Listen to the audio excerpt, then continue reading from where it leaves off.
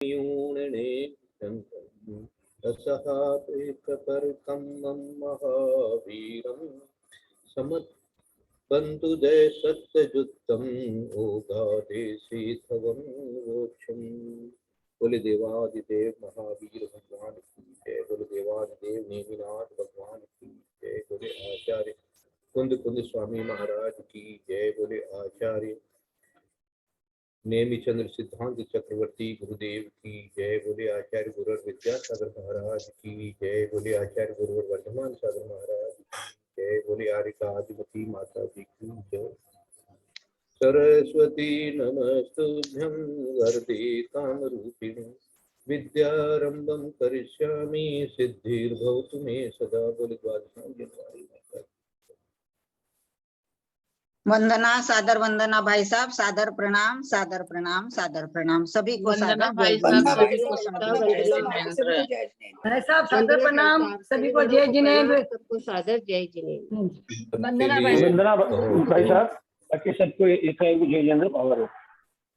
सबके लिए बहुत बहुत मंगल आशीर्वाद है। पापम क्षयतु, दर्शन विशुद्धिर्भवतु, धन वृद्धिर्भवतु, क्षय क्षम्यद्भवतु, आनंद भवतु, आरोग्यम भवतु। आज हम थोड़ा आगे बढ़ जाते हैं। 143, 48, 49, 50 इसका सारा कथन जो है वीणा दीदी ने बहुत मेहनत करके और लिख करके भेजना आरंभ कर दिया है। 147 का मिल गया है आपको, 148 का भी मिल रहा है थोड़ा, और 49, 50 का भी उन्होंने पूरा उदाहरण वगैरह भी बनाया है अच्छे से।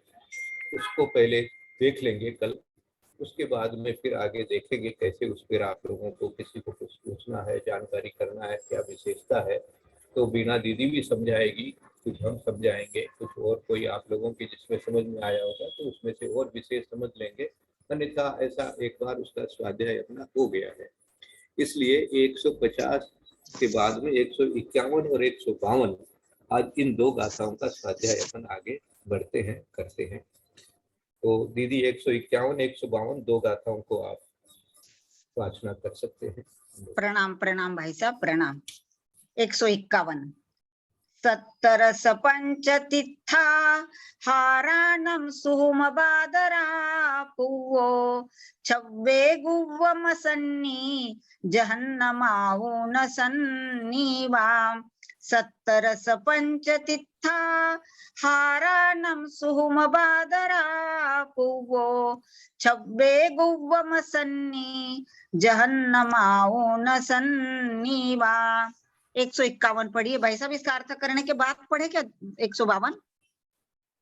नहीं, पढ़ ले, पढ़ लीजिए जी जी जी। अजहन्नठिद्दि बंधो चौबिहो सत्तमूल पयडीनम शेषतिये दुवियप्पो आउ चौके विदुवियप्पो। अजहन्नठिद्दि बंधो चौबिहो सत्तमूल पयडीनम शेषतिये दुवियप्पो आउ चौके विदुवियप्पो। प्रणाम भाई साहब, सादर वंदना। हाँ, संस्कृत भी पढ़े। सप्तदश पंचतीर्था हाराणं सूक्ष्मबादर पूर्व षड वैगूर्वमसन्नि जगन्यमायुषां सद्निवा। सप्तदश पंचतीर्था हाराणं सूक्ष्मबादरा पूर्व षड वैगूर्वमसन्नि जगन्यमायुषां संगिवा।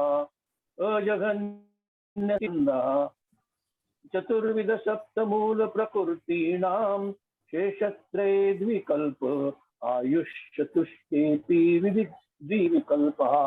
अजघन्य स्थितिबन्ध चतुर्विधः सप्तमूल प्रकृतीनां शेषत्रये द्विविकल्पः आयुष्चतुष्टेऽपि द्विविकल्पः। बहुत अच्छा। अब देखो 151 में जघन्य स्थिति बंध के स्वामी बताते हैं।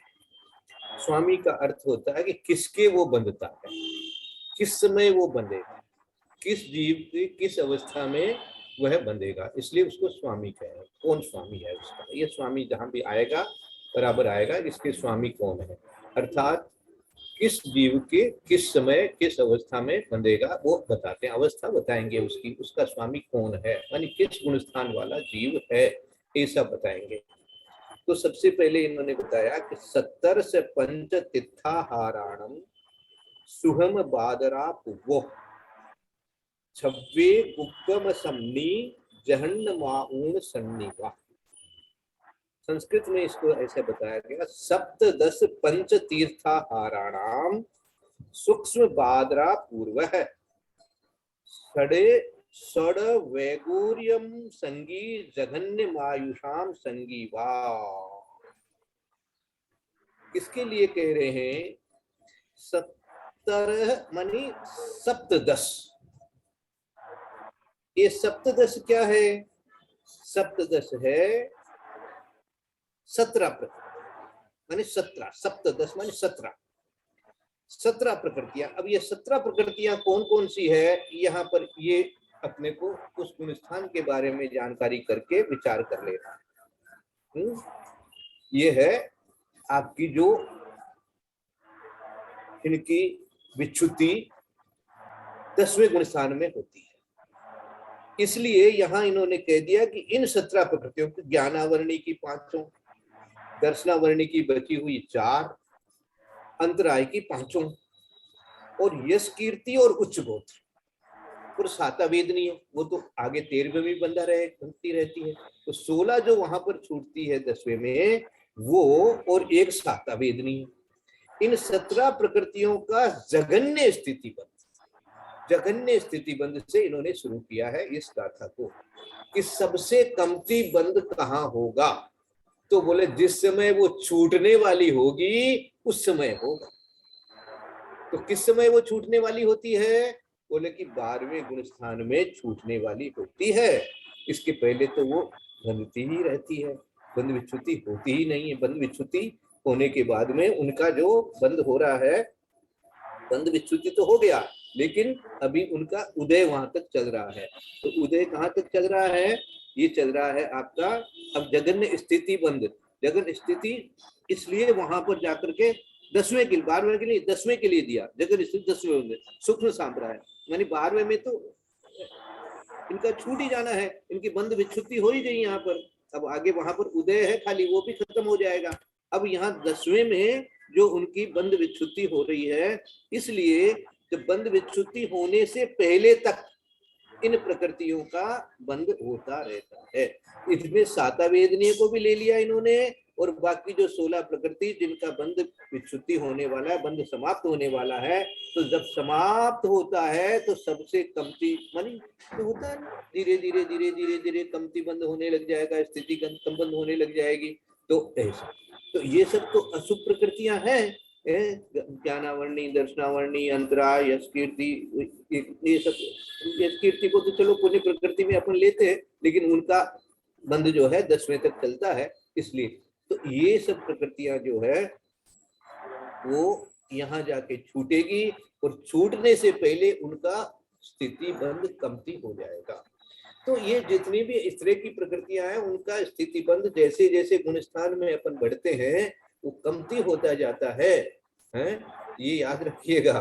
तो इसीलिए जाकर के 10वें गुणस्थान में जाकर के ये पूरी छूटती है और छूटने से पहले जिनका बंध होगा वो सबसे जघन्य माना जाएगा। तो 5 ज्ञानावरण, 4 दर्शनावरण, 5 अंतराय और यश कीर्ति, उच्च गोत्र और सातावेद। अब इनका जघन्य स्थिति बंध क्षपक श्रेणी में सूक्ष्म सांप्राय गुणस्थानवर्ती जीव के होता है। अब ये देखो इसमें क्षपक श्रेणी, ये बात अपने को लगानी पड़ेगी।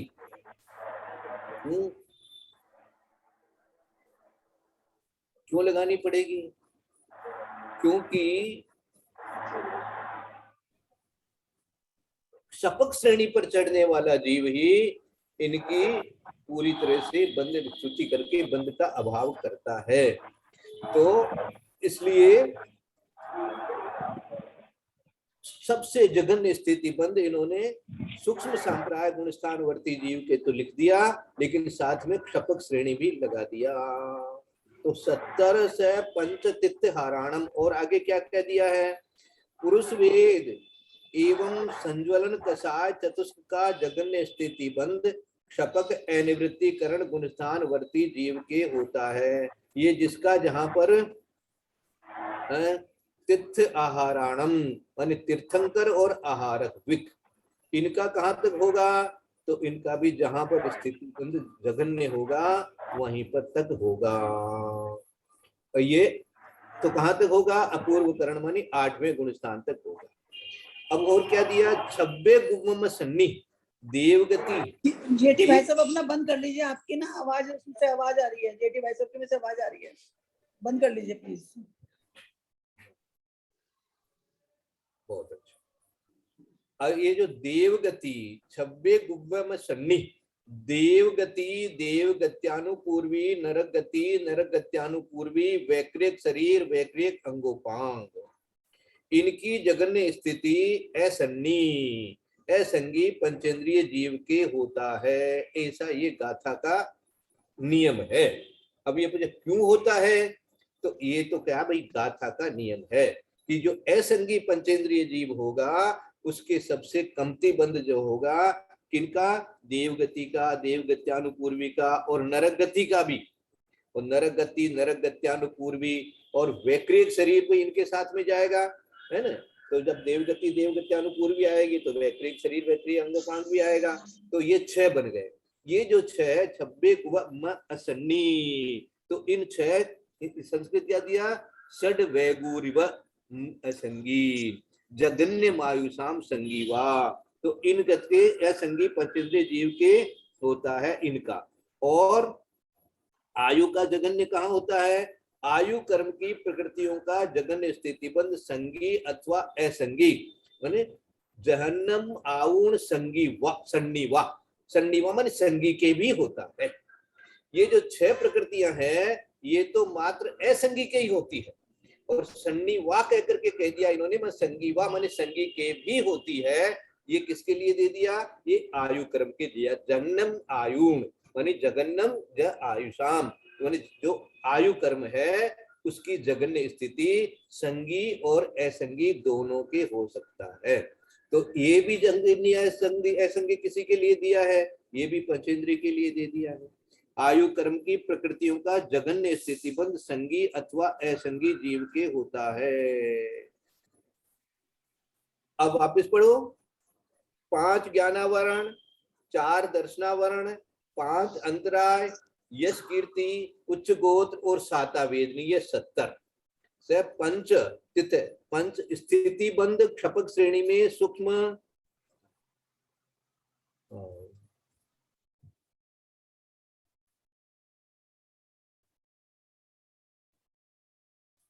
ये एक पंच का और छूट गया ना, सुम बादर पूवो। अच्छा, तो सुपंच पंच मानी जो 5 बची है, 5 और कौन सी है, वो जो 9वें गुण स्थान में जिनका निश्चुति होएगा, पुरुष वेद और 4 संज्वलन, इन 5 की जगन्य स्थिति बादर अर्थात 9वें गुण स्थान वाले तीर्थंकर प्रकृति। अब बादर शब्द क्यों दे दिया, ये 10वें का नाम है सूक्ष्म सांप्राय और 9वें का नाम क्या है, निवृत्तिकरण, है ना।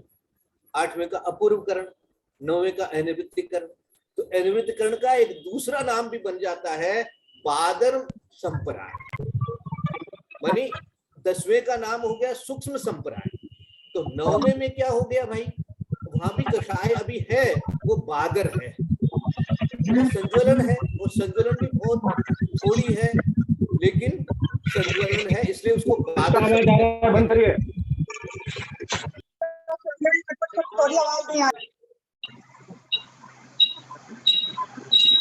हाँ, विजया जी दीदी, विजया दीदी भी आप भी एक बार थोड़ा सा वो कर लीजिए, म्यूट कर लीजिए प्लीज, कोई बात नहीं, बहुत अच्छा हो गया। अब क्या बोल रहे थे भाई साहब? भाई साहब बोलिए। हाँ, नहीं मैं बोल रहा था आपका शायद म्यूट है, तो म्यूट कर लीजिए आपके लिए। मेरा मोबाइल ही चालू नहीं था, अब भी मैंने चालू किया है। ओह अच्छा अच्छा, तब तो ठीक है। चलिए, तो आपके यहाँ से नहीं आवाज है, कहीं और से आ रही है। नेट का प्रॉब्लम आ जाता है ना भाई साहब, नेट का। अच्छा, कोई बात ठीक है। हाँ, बहुत अच्छा। ऐसा भी इसमें गाथा से हमें कहाँ पता लग रहा है 5 ज्ञान, मतलब ये तो आ रहा है 17 तो हमें समझ आ रहा है और 5 भी समझ में आ रहा है। ये ना 5 ज्ञानावर्ण, 4 दर्शनावर्ण, 5 अंतराय, मतलब गाथा से कहाँ से लेंगे हम? यश कीर्ति, यश कीर्ति, उच्च गोत्र, साता वेदने का, जगन्य स्थिति, मतलब ये हमने गाथा से कैसे लिया? 70 के लिए लगा सुहुम, दो स्टेंजा है इसमें। एक 70 पंचतीर्थ हाराणम, एक सुहुम भाद्रो पुव्वो। हाँ, इसका अर्थ तो समझ में आ गया मुझे। सूक्ष्म संप्रदाय में सुनो 17 तो 70 मानी 17 किसके लिए लगाओ? सुहुम। और पंच के लिए लगाओ भादर, और तीर्थहारणम के लिए आओ अपूर्वो, मानो अपूर्वकरण। मानी ये पहले में तो कर्म प्रकृतियों के नाम दे दिए या संख्या बता दी, और दूसरे में क्रम से लगा लो तो गुण स्थान बता दिया। तो 70 के लिए सुहुम मानी सूक्ष्म संप्राय लगा लो, और पंच के लिए भादर संप्राय लगा लो मानी नवा गुण स्थान लगा लो, और तीर्थ आहारण मानी तीर्थंकर और आहारक द्विक के लिए वो मानी 8वां गुण स्थान लगा लो। अपूर्वकरण अपूर्व है भादरा, अपूर्व भादरा कर दियो ना, भादरा कर दियो तो अपूर्व भादर अपूर्व ऐसे शब्द निकल जाएगा इसमें। अपूर्व आया समझ में, है ना? इसमें 10वें गुण स्थान की, 9वें गुण स्थान की, 8वें गुण स्थान की बात इन्होंने कही है। और कौन सी प्रकृतियों कही है? जिन प्रकृतियों की वहां पर जाके बंध विच्छुत्ति होती है, उन प्रकृतियों के लिए यहाँ पर इन्होंने बड़े अच्छे से सुंदर तरीके से गाथा बना दी है ना? हम लोग तो विस्तार से लिखेंगे, गाथा समझ में आती नहीं है, लेकिन इन्होंने गाथा को बड़े सुंदर तरीके से समझा दिया है कि भैया पहले 17 जिनका तुमको मालूम होना चाहिए कि 10वें गुण स्थान में कौन सी 16 और एक प्रकृति अभी जो आगे जाकर के बंधेगी, 17 प्रकृति वहां बंध रही थी, उन 17 की में से उनकी बंध, तो उनका जगन्य स्थिति बंध जो है वो 10वें में होगा। सोम सद दे दिया, सूक्ष्म दे दिया, और फिर अब गाथा में शब्द मिलाना है तो अनिवृत्तिकरण तो बहुत बड़ा शब्द हो जाता है, तो यहाँ बादर शब्द करके उन्होंने समझा दिया कि बादर का मतलब यहाँ पर ले लेना बादर संप्राय। बादर संप्राय का अर्थ हो गया 9वां गुण स्थान। तो 9वें गुण स्थान के लिए इन्होंने पंच शब्द दे दिया कि वहां पर 5 प्रकृतियों का बंध विच्छुत्ति होता है, तो वो 5 वहां पर ले लिया। और उसके बाद में अपूर्व माने अपूर्वकरण, अपूर्वकरण में 8वां गुण स्थान, उनकी बंध विच्छुत्ति वहां होती है। तो जिनकी जहां बंध विच्छुत्ति होती है आहारक द्विक की, और आहारक द्विक वहां तक बनता है, आहारक द्विक और तीर्थंक प्रकृति वहां तक बनती है, तो जगन्य स्थिति वहां तक बनेगी। इस प्रकार से ये सारा दिया है। तो इनकी जगन्य स्थिति इन्होंने ये पहली लाइन में आपको समझाई है ना? तो इसलिए 5 ज्ञानावरण, 4 दर्शनावरण, 5 अंतरा, यश कीर्ति, उच्च गोत्र और साता वेदनी, इन 17 प्रकृतियों का जगन्य स्थिति बंध क्षपक श्रेणी में चढ़ने वाला सूक्ष्म सांप्राय गुणस्वर्ती जीव के बंध होता है, अर्थात 10वें गुण स्थान के अंत में होता है, ऐसे समझ लिए। अंत तक जो होगा, जिस समय छूटेगा उसके पहले होता है, और क्षपक श्रेणी चढ़ने वाले के होता है। अब जो 9वें गुण स्थान में जिनकी विच्छुत्ति होती थी, पुरुष वेद एवं संज्वलन कषाय, मानी संज्वलन कषाय वहां तक रहती है 9वें गुण स्थान तक, है ना? सूक्ष्म लोभ जिसको मैंने वहां तो लोभ सूक्ष्म लोभ कहते जिसको अपन ने कहा है, तो वो कहाँ तक रहता है? पुरुष वेद और संज्वलन कषाय, ये चारों कषाय का जो है जगन्य स्थिति बंध क्षपक श्रेणी वाले के ही अनिवृत्तिकरण अर्थात 9वें गुण स्थान वर्ती जीव के होता है। इसके बाद में इनका बंध नहीं है, तो वहां पर जगन्य स्थिति का यहाँ पर दे दिया। अब कौन बची? 26 गुमम सन्नी है, ये बता दिया। अच्छा, और तीर्थंकर, ये पहले भी आ गया, तीर्थंकर और आहारक द्विक, है ना? तीर्थ आहाराणाम, तो तीर्थंकर और आहार प्रकृति का जगन्य स्थिति बंध अपूर्वकरण गुण स्थान वर्ती जीव के होता है। वो अपूर्व करके दे दिया, तो अपूर्व माने अपूर्व मानी पहले स्टेंजा से तो लेना अपने को कर्म प्रकृतियों के नाम, दूसरे स्टेंजा से ले लेना गुण स्थान के नाम। इस प्रकार से बहुत अच्छे से गाथा बनाइए। 26 गुवम सन्नी जहन्नमाऊण सन्नी, वाह, ये नीचे वाली गाथा। अब ये 26 षड वैगुर्व संगी, ऐसे इसकी संस्कृत इन्होंने दी है। या तो 6 किसको लेना? तो बोले 6 यहाँ पर देवगति, देवगत्यानुपूर्वी, नरगति, नरगत्यानुपूर्वी और वैक्रिक शरीर और वैक्रिक अंग। देवगति, देवगत्यानुपूर्वी, नरगति, नरगत्यानुपूर्वी और वैक्रिय शरीर वैक्रिय अंगों का। ये छहों प्रकृतियां जो है इन्होंने बताया है, नियम बताया है कि इनकी सबसे कमती स्थिति यदि बंधे तो कोई असंगी पंचेंद्रीय जीव की बंधेगी। सबसे कम मानी वो नरक सबसे कम बंधेगा। कितनी नरक की कितनी सबसे कम होती है? 10,000 वर्ष। देव की कितनी होती है? 10,000 वर्ष। पूरे 10,000 वर्ष मानी वहां तो कमती से कमती भी तो 10,000 वर्ष है। जघन्य स्थिति। वहां ये नहीं है कि चलो 84 बंद करके निकल गई, ऐसा नहीं होगा। तो देव वो आयु के लिए है, वो आयु के लिए है। 10,000 वर्ष तो आयु के लिए है। यहाँ गति के लिए ले लो तो गति का जो भी वहां पर बंधेगा वो सबसे जघन्य स्थिति वहां आयु का। यहाँ देवगति के लिए आयु नहीं लिया इन्होंने। देवगति और देवगत्यानुपूर्वी लिया है, नरगति और नरगत्यानुपूर्वी लिया है। आयु का अलग से बताएंगे। वंदना भैया जी, हम्म, भैया जी यहाँ पर ये जो जगन्य स्थिति बंध शपथ श्रेणी के हिसाब से बताया है, तो क्या उपशम श्रेणी वालों के जघन्य नहीं होगा, जघन्य नहीं होगा, जघन्य नहीं होगा। उत्कृष्ट ही होगा फिर। हाँ, अजघन्य होगा। आगे आप बता रहे हैं अजघन्य होगा। माने आगे जो गाथा में समझाते ना, पहले पढ़ चुके हैं। 4 प्रकार का होता है, उत्कृष्ट, अनुत्कृष्ट, जघन्य, अजघन्य। माने जघन्य से थोड़ा सा ज्यादा होता तो अजघन्य हो जाएगा, है ना। उत्कृष्ट है, उत्कृष्ट से थोड़ा कम हो जाएगा तो अनुत्कृष्ट हो जाएगा। इस प्रकार से 4 स्थितियां आपने पढ़ी है, वो आगे की गाथा में और अपने को समझाया जाएगा। तो चार्ट भी बनाया है माता जी ने। तो ये इस प्रकार से, तो ये देवगति, देवगत्यानुपूर्वी, नरगति और नरगत्यानुपूर्वी, और उसके साथ वैक्रिक शरीर तो होगा ही होगा। इनका स्थिति बंध जो है वो जघन्य स्थिति बंध जो है वो असंगी पंचेंद्रिय के लिए दिया। और आयु कर्म की प्रकृतियों का जघन्य स्थिति बंध संगी अथवा असंगी जीवों के भी होता है। संगी के भी हो सकता है, असंगी के भी हो सकता है, बल्कि किसी के भी हो सकता है। इस प्रकार से ये आयु कर्म की स्थिति बंध के लिए बताया। ये 151वीं है। वंदना भैया जी, वंदना बोलिए। भैया जी, हाँ बोलिए बोलिए। ये 26 गुव जो लिखा है यहाँ असंगी पंचेंद्रिय जो लिया है, तो मत्सरणी में तो असंगी आ गया, पंचेंद्रिय कहाँ से आया? असंगी संगी असंगी किसके भेद है? संगी असंगी किसके भेद है? अच्छा हाँ, पंचेंद्रिय के, ठीक ठीक है ना। बहुत अच्छा।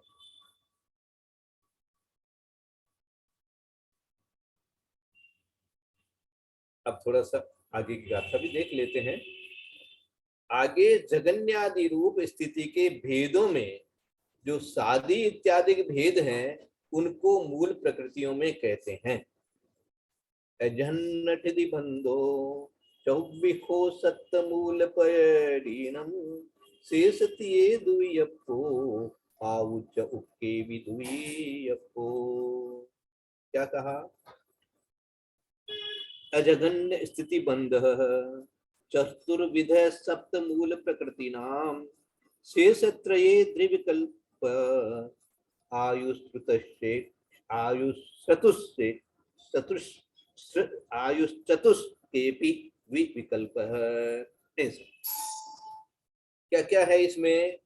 सबसे पहले तो 4 प्रकार का जो बंध होता है वो अपने को जानना है। और 4 प्रकार का स्थिति बंध है। 4 प्रकार की स्थिति को बताया गया है, उत्कृष्ट, अनुत्कृष्ट, जघन्य और अजघन्य, है ना। तो इसलिए गाथा के ऊपर में इन्होंने दिया जघन्य आदि रूप स्थिति के भेदों में से। जघन्य आदि रूप से जो स्थिति बनती है तो जघन्य, अजघन्य, उत्कृष्ट, अनुत्कृष्ट, ये 4 ले लेना। और जो 4 प्रकार का बंध जो बताया गया है वो है सादी, अनादि, ध्रुव और अध्रुव।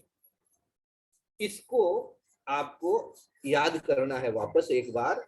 तो 90 नंबर की गाथा एक बार वापस आपके सामने रख लो, क्योंकि कुछ लोग भूल ही गए होंगे।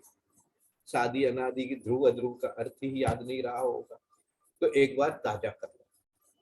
90 नंबर की गाथा में इसका अर्थ दिया हुआ है कि अब उत्कृष्ट आदि के भेदों कहते सादी, अनादि, ध्रुव, अध्रुवो।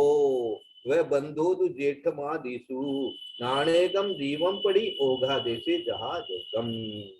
सादी, अनादि, ध्रुव और अध्रुव के भेद से उत्कृष्ट आदि भी 4 प्रकार के हैं। सादी, अनादि, ध्रुव, अध्रुव बंध नाना जीवों की अथवा एक जीव की अपेक्षा ओघ और आदेश में यथासंभव जानना चाहिए।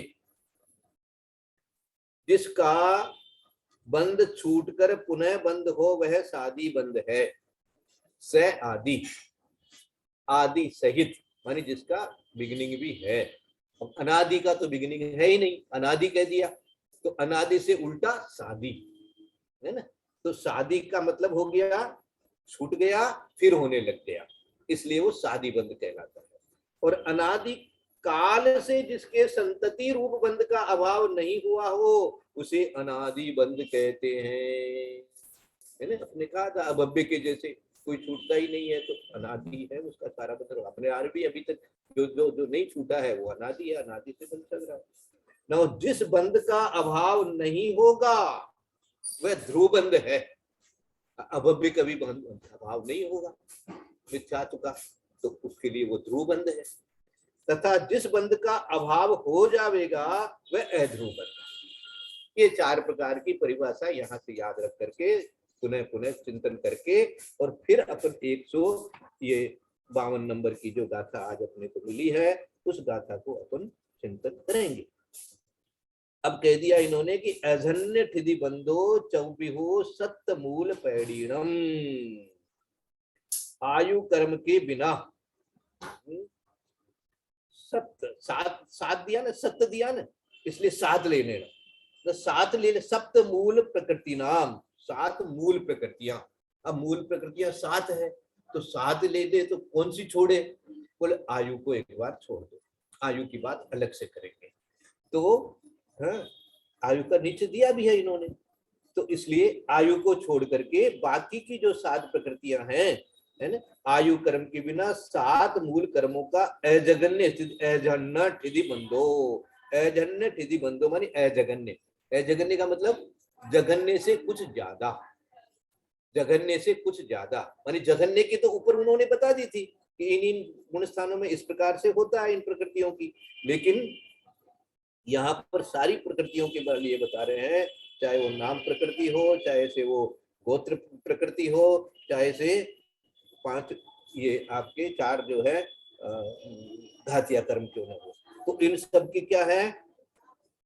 अजगन्य स्थिति। अजगन्य स्थिति और सादी, अनादि, ध्रुव, अध्रुव चारों ही प्रकार से बनती है। आयु कर्म के बिना 7 मूल कर्मों का अजगन्य स्थिति बंध सादी, अनादि, ध्रुव, अध्रुव के बीच से 4 प्रकार का है।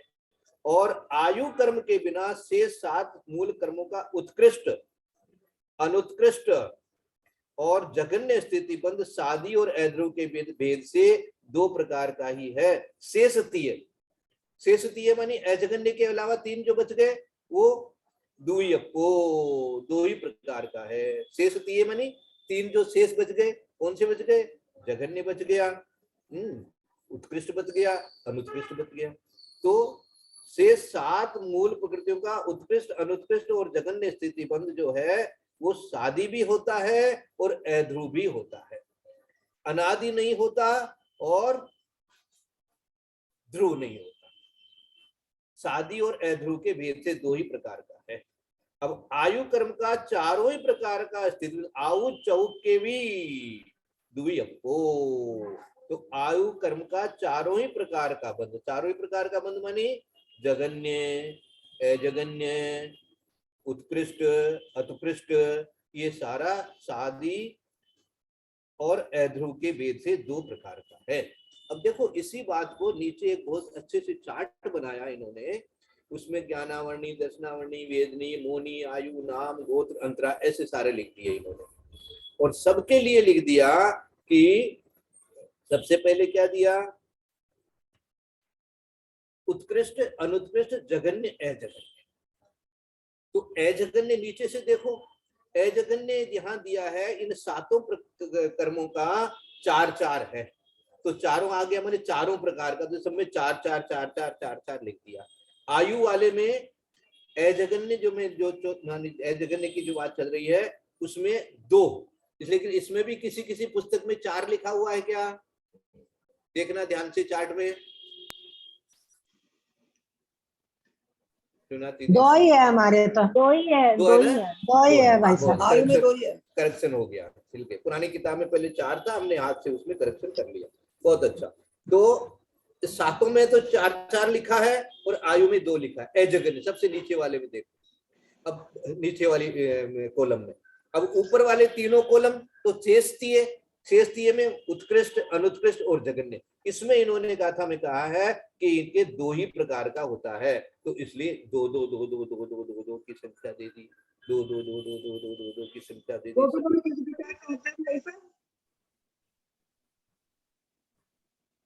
उत्कृष्ट और उत्कृष्ट।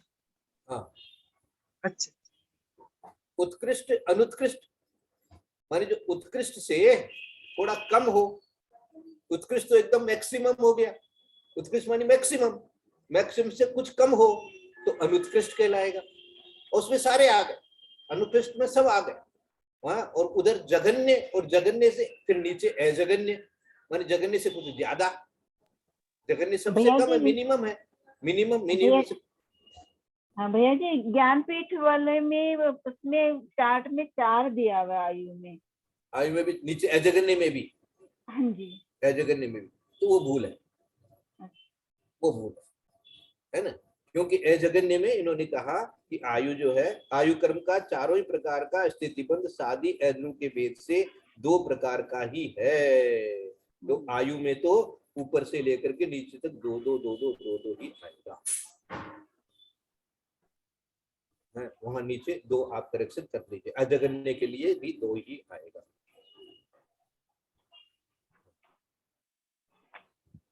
बाकी सब में इन्होंने 2 सब जगह 2 करके लिखा है ना। और नीचे सब फिर लास्ट वाले में आयु को छोड़ करके बाकी में सब में 4 लिखा। तो इस चार्ट से ये जो अपन ने अभी पढ़ा वो इस चार्ट में इन्होंने बनाया।